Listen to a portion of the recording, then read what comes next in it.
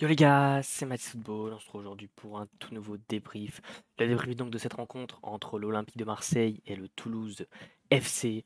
Score 0-0, un match nul qui sonne comme une défaite pour nous Olympiens. Voilà, des idées de jeu qui ne sont toujours pas mises en place. Marcelino plus ou moins déjà remis en question, des matchs qui sont de plus en plus ennuyeux, lui-même l'a dit. Voilà, un fond de jeu tout simplement nul. Je me suis ennuyé aujourd'hui. J'ai passé 1 heure et demie devant mon écran à me faire chier devant ce match, en espérant peut-être un moment l'étincelle avec l'entrée de NDI. Non, voilà, il y a eu des discussions là même à la fin entre supporters et joueurs. Mouille le maillot ou casse-toi. Donc, ouais, il y en a marre là pour l'instant de ce début de saison.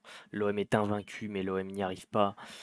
Donc dans ce match, 24 tirs à 10, 6 cadrés à 3, une possession qui a été pour l'Olympique de Marseille, mais une possession qui a été surtout très très stérile.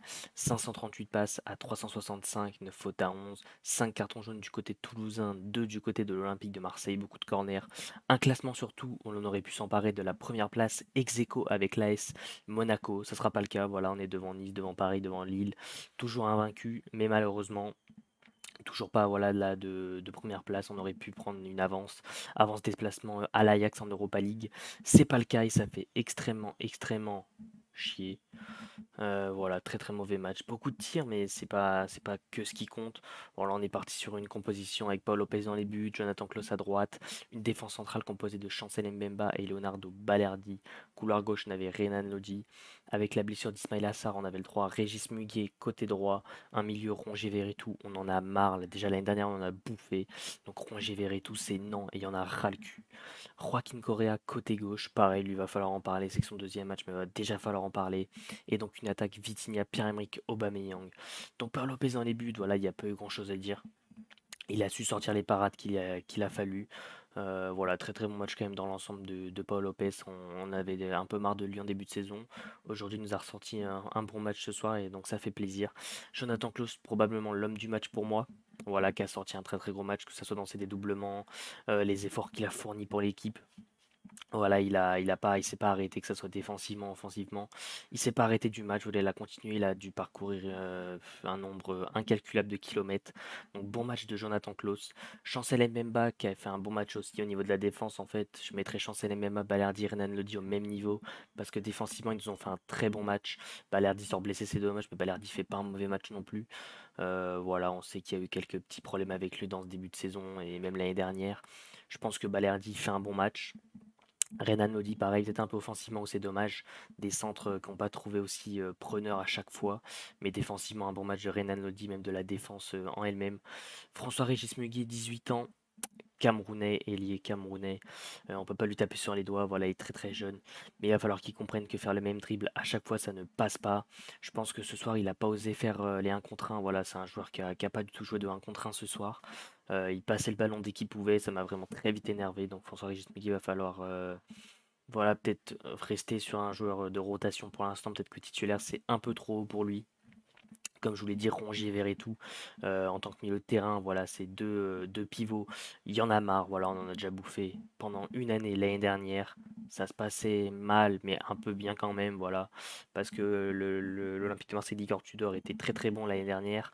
Là, c'est l'Olympique de Marseille de Marcelino et Rongier Verretou, ça ne passe pas. Joaquin Correa, un match tout simplement très décevant de sa part. Voilà, déjà face à Nantes, c'était sa première, il l'a très très déçu.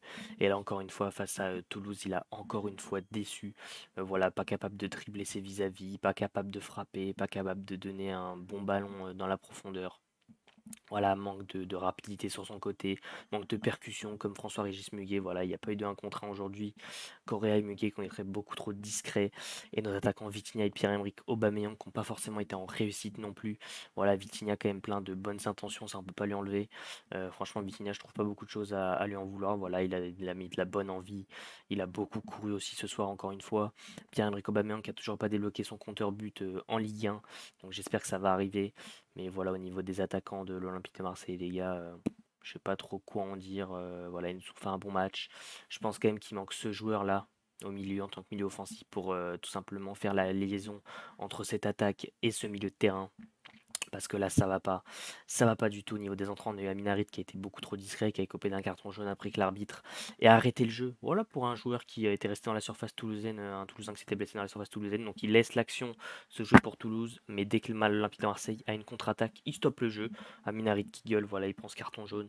Bamo Meïté qui est entré en cours de jeu, voilà, à la place de Leonardo Balerdi qui s'est blessé. Ça m'a fait plaisir de le voir un peu. Il y a des qualités, voilà, il a pas eu non plus un grand match à faire, mais on espère que ça va aller pour lui. Geoffrey Kondogbia qui est rentré avec plein de bonnes envies, beaucoup plus que Rongier et Veretout. Veretout d'ailleurs, ça m'a saoulé qu'il reste jusqu'à la fin du match. Kondogbia qui est venu avec beaucoup d'envie, mais voilà, il était là. Il manquait toujours ce lien ici parce qu'il y avait toujours une coupure entre les deux. Ils étaient trop loin pour recevoir les ballons.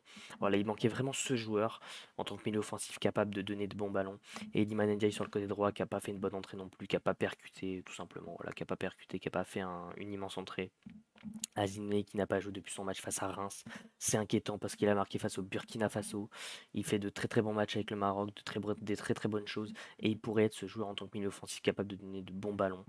Mais malheureusement, c'est pas le cas. Au niveau les mecs de Toulouse, Nicolas Hyssen qui a fait un bon match, voilà, qui a su beaucoup de fois contrer les frappes de Vitinha et Aubameyang, les grosses occasions.